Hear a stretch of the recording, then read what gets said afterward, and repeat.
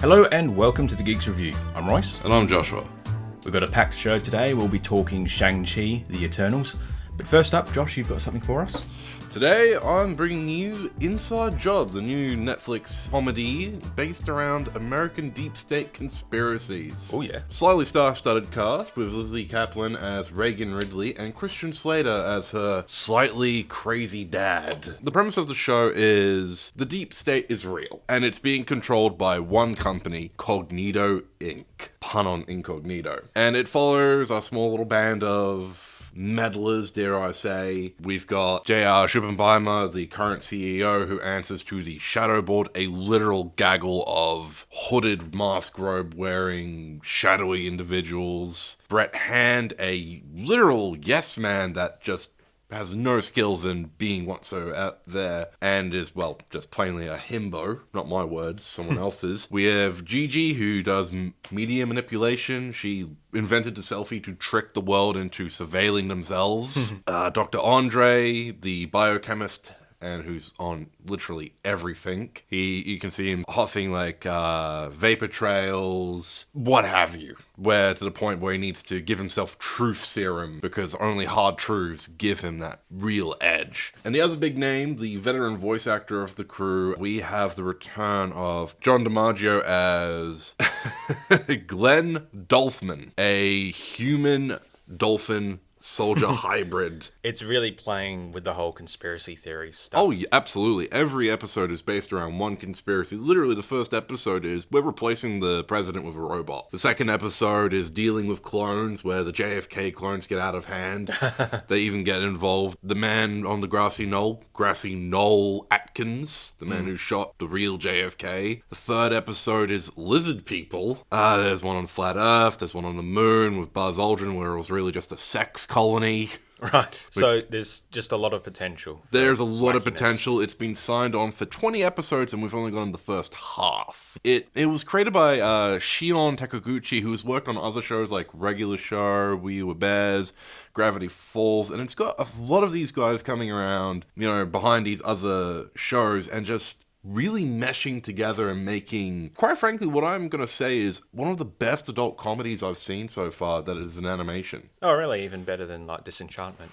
Yeah. Yeah. Because nothing against the guys at that studio, but the jokes here land. They don't feel forced, they feel organic. Yeah, there's one episode where I genuinely thought, alright, let's get this over with when it comes to some of the jokes that they were making, because they had a animation cameo, it wasn't the real one, of Jeff Bezos, and they were just pointing out that how such a terrible person he is when it comes to his workers' policies, and that was the only time I went, just move on, we get it, Bezos bad. That was probably the only time I ever had a problem with the actual show. Visually, from what I've seen, it does feel very similar to a lot of those shows you mentioned, like Regular Show. And Regular Show. Very similar visually to the Star Trek Lower Decks, which we spoke about a few weeks ago. Yes. But yeah, this is on Netflix. This is on Netflix. This is where it's primarily going to be on. Easily accessible for a lot of people. I'm honestly quite interested to see where this is going because it's not afraid to pull punches. Granted, they did have to put up a "please don't sue us, Buzz Aldrin" at the end of the Moon episode. Give it a watch if that's definitely give it a watch. I've binged it 3 times now, so yeah, it's good. And you always pick up on more little details later on. I mean, I haven't even talked about Magic Mike, the mushroom from the Hollow Earth.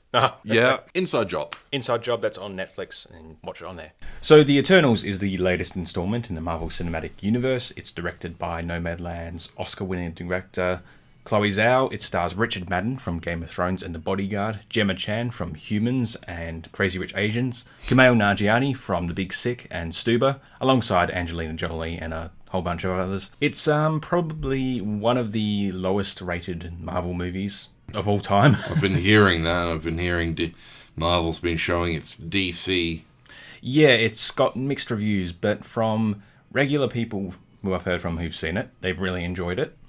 It is a nearly 3-hour-long movie, which is why we'll be waiting until it comes to Disney Plus in a few months' time to talk about it in greater depth. Yes. As is the case we're doing with Shang-Chi later on. But yeah, critics have just been tearing this apart, and I haven't really seen anyone go into why I think it's being torn apart.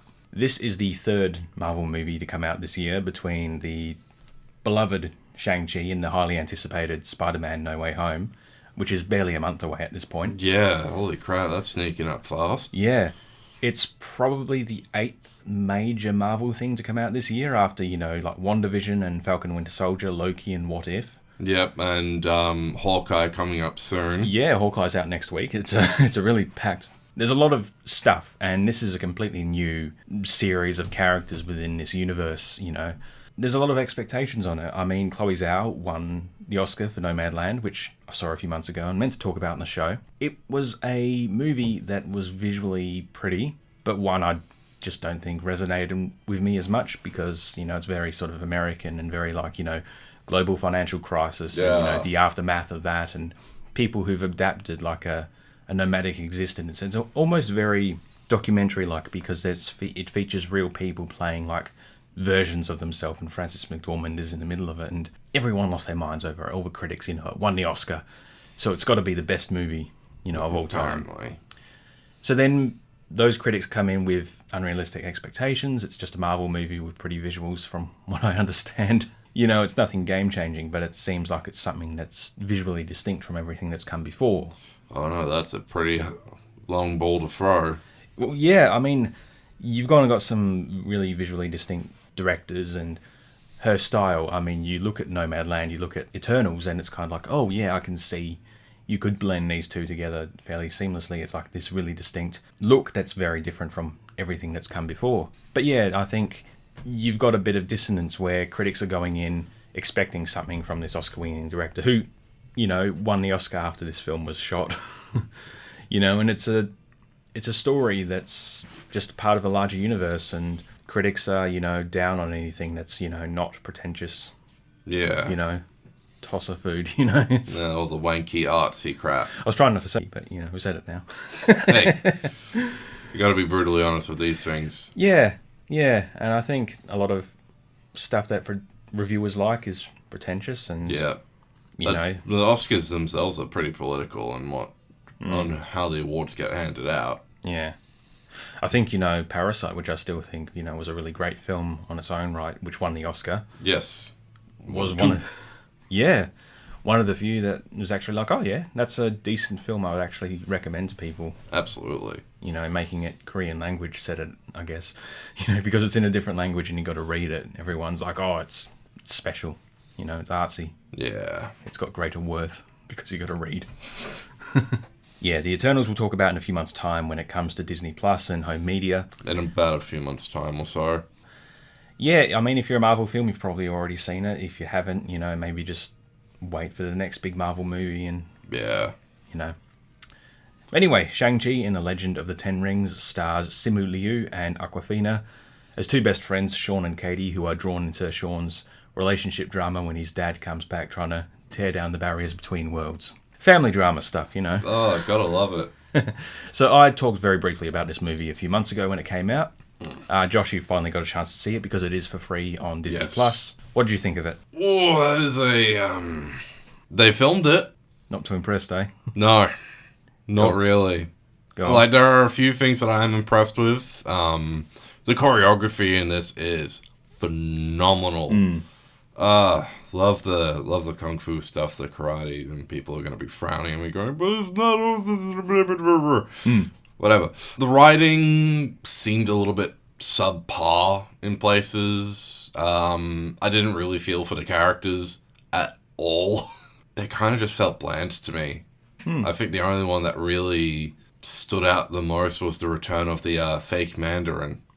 Yes, Ben Kingsley. I mean, we're a few months out. You've probably seen this movie already if you are a Marvel fan. So yeah, Ben Kingsley's back and loopier than ever. Yeah, it was an interesting story twist because the character of the Mandarin is a long-running Marvel villain. He's typically a villain of the Iron Man.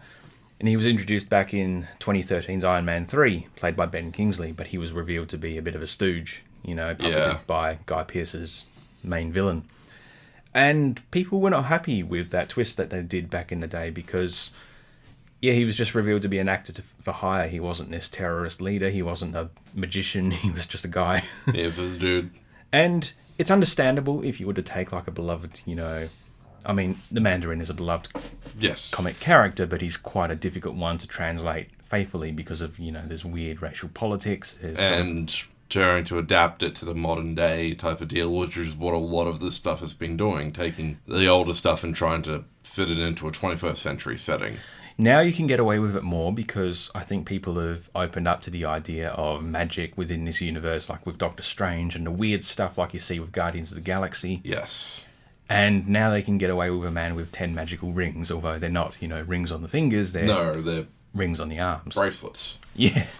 That's probably the biggest letdown I have was like, oh, that's the 10 rings. Well, they could belong to a being significantly larger than a human, and they could be worn on the fingers there. True. They do seem to change shape and size because, they do fly off his wrists pretty effortlessly, so they seem to have some, they're definitely magical or they're enhanced. otherworldly. That's the word. So yeah, the Mandarin is realised here as a character called Wenwu, who is a combination of multiple Marvel characters. He's the father of the hero, Shang-Chi. Yes. He's, this centuries-old being who desires more power for a very personal reason. It's decent enough motivation. I thought it was really compelling. Yeah. As compelling as, Marvel villains can be. Yeah. It won't bring home the most memorable villain award, but you remember him. He's up there for me. Yeah. Because he's misguided, I think, at most. Obviously, he's a bit of a warmonger in the past, and, he's got his fingers in a lot of pies, and he's, twisting the world to suit his own nefarious needs. Yes. But, his core motivation is not, global domination. It's, to basically bring his wife back from the dead. Yeah. And he's, so kind of blinded by everything else, he just doesn't realise. He's being fooled. I'm definitely going to say my biggest pet peeve was Katie. She didn't gel. I just wasn't feeling it. I wasn't feeling the comedy behind her. She's a tricky one because there's a lot at play with Awkwafina. Her voice, her attitude, but I quite liked her here. I knew sort of nothing about the actual actress. Yeah. Well, I mean, we did hear her in, what was the last Disney movie with the dragons? Raya and the Last Dragon? Oh, right, yes. She was, Yeah. I thought she sounded familiar. Yes. Yeah. I thought it was a bit clunky at first, where it's like, oh, Sean, we've been friends for 10 years, and it's like, no one talks like that. It's just sort of lazy exposition to get the point across. It's a bit tricky, that, actually, because they say 10 years, and I'm like, okay, well, they've been friends since high school, but, when was that? Are they now in their 30s and now in their 20s? Where's the standard here? Yeah. The Marvel Universe has kind of introduced all these elements where, people were snapped out of existence for 5 years and now they're back and they're several years in the future now. Like, I think the present of the Marvel Cinematic Universe is 2024, not 2021 or 2020 when this probably would have come out originally. Yeah, I wasn't feeling Katie. I wasn't feeling the humour behind the film either in places. Don't worry, I'll drive slow. Instantly, they're driving fast. The obligatory airplane food joke, just to stop the film dead in its tracks. Just was like, oh, would you like we're out of the chicken, would you like the beef or the vegetarian? Oh, we're all out of the vegetarian. Do you want I guess all you can have now is the beef. You stopped important backstory and literally ground the film to a halt for an airplane joke. Yeah, I get that. It's hard to write jokes though, but there are some easy ones which are like always the low hanging fruit of like, don't worry, this won't happen. Thing happens. Big dramatic moment is interrupted by a careless airplane attendant. There's the situational comedy, like there's the creature. Yes. That's hanging out with Ben Kingsley, which is Morris. kind of like a very natural way, I think, to introduce such a strange thing to an audience by having the characters have the reaction to it and go like, what the hell is this? Yeah. Oh, okay. What do you think of the visuals, though? Oh, visually, it was stunning. Marvel definitely pretty. But I I think it's just me being a jaded cynic. Even after all this time away. Although, to be honest, we've had a really full year this year. Yeah. You know. I've tried to get into the Marvel, and I enjoyed a lot of the earlier stuff, and there are definitely films that don't resonate with me, and I think, sadly, Shang-Chi sort of sits in that middle ground. It's good, but would I watch it more than once? I already have, and that's just so I can get all the details down and memorized. There was a few moments, actually, talking about cliches, where there's like the sort of third act, you know, Shang's feeling sad. Yeah. Katie goes to talk to him, and you've kind of had like little bits of information dropped. And I'm thinking like, oh, this is going to lead to a reveal, isn't it? Like a third act breakup where something's happened between them and it's going to force them apart. It doesn't happen, mercifully. And I'm like, okay, you didn't take the dumb, obvious route where it was revealed like, you know, Sean killed her granddad or something like that, you know. Something stupid. Not that's how they're connected. They're just, you know, fate brought them together. There's no connection apart from that. Yeah. Which I appreciated because I thought, you're going to do the dumb thing here. Yeah. Well, that was always good. But they didn't do the dumb thing. Yeah, I thought the first half of this film was better than the second. Like when it's a bit more grounded and then it just becomes full-on fantasy towards the end and there's mythical creatures and dragons flying around. And I don't mind the fantasy elements, but it did definitely feel a bit jarring. To go from a fairly, you know, ground level, you know, kung fu film to this. Well, I guess that's kind of, you know.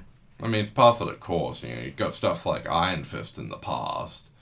And everyone's, you know, praising like, oh, Kung Fu and Marvel. Iron Fist was there, but... Well, it was really good to actually see actors who could fight. Yes. You know, just someone who knew how to film the action. I mean, there's a lot of great action, you know, kung fu movies. I'm thinking if this had been made, 20, 30 years ago, you would have had Jackie Chan as Shang-Chi. Yeah, for sure. Jackie Chan or Jet Li. Yeah. I think Jackie Chan would have had, like, the comedic energy Yes. to him because he was very energetic, and you kind of have some CGI enhancements here. Like, there's a moment where Sean kind of becomes like a noodle as he, like, slips around the bars in a bus.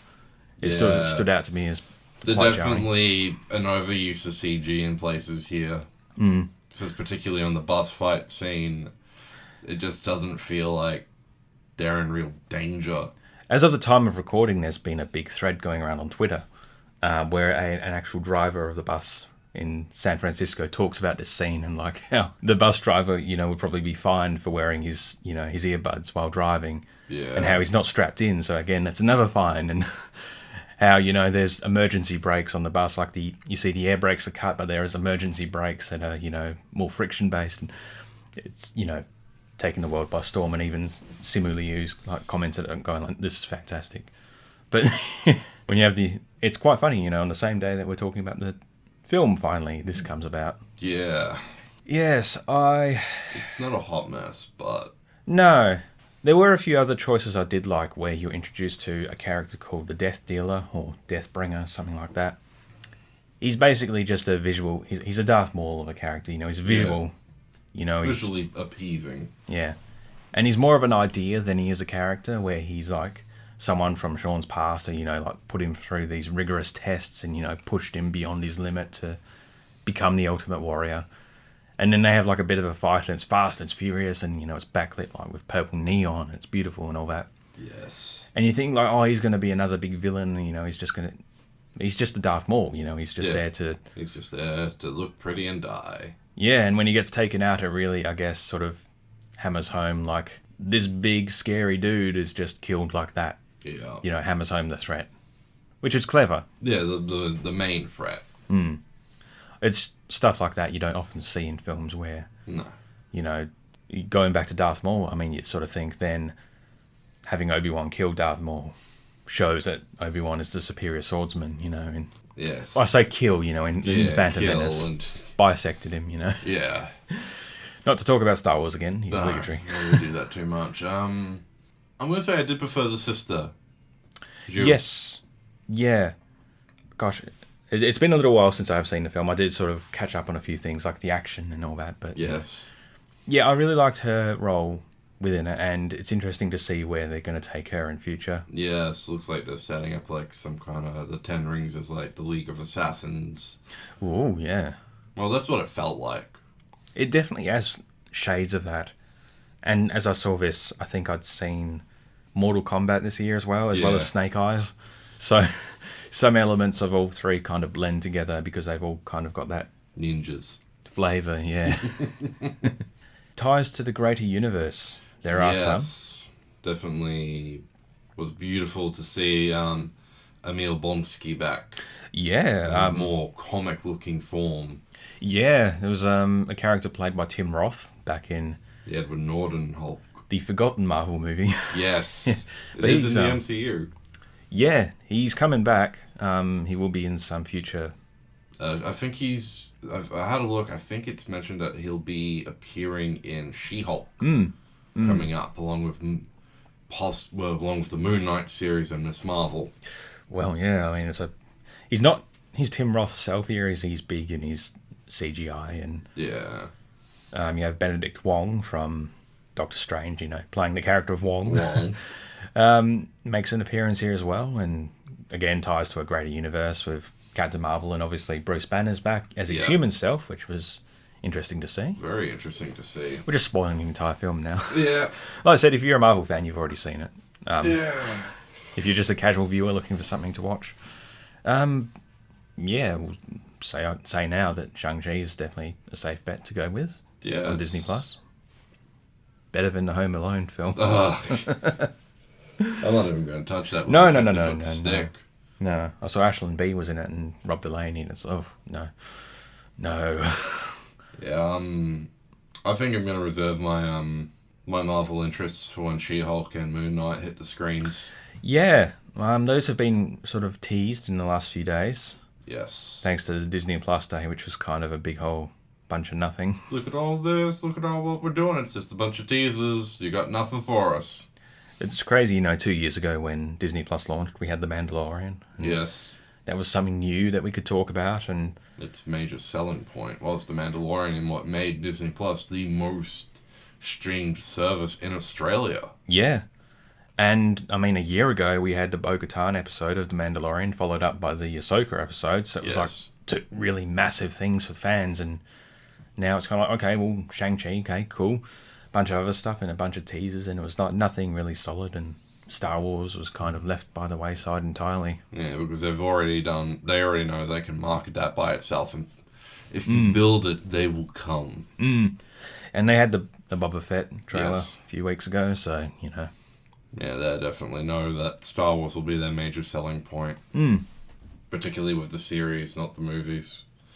Yeah, I think they'll have more luck with this series, and there's talk of, John Boyega, who said he wasn't going to be Disney Plus, being Disney Plus. It's funny when people say that they're going to do something and then, money's being waved in front of them. He said he'll never do Star Wars again. Well, to be fair, after how they treated him, Same with, damn it, his name's escaping me. Oscar Isaac? Yes, pretty sure he was in the bloody Lego holiday special, the Halloween one that came out recently. Was he? Yeah. I think. I remember hearing and going, oh wow, Daisy Ridley's back, but no, it's just a really good voice actress. Yeah. Granted, talking about Star Wars again. Yeah.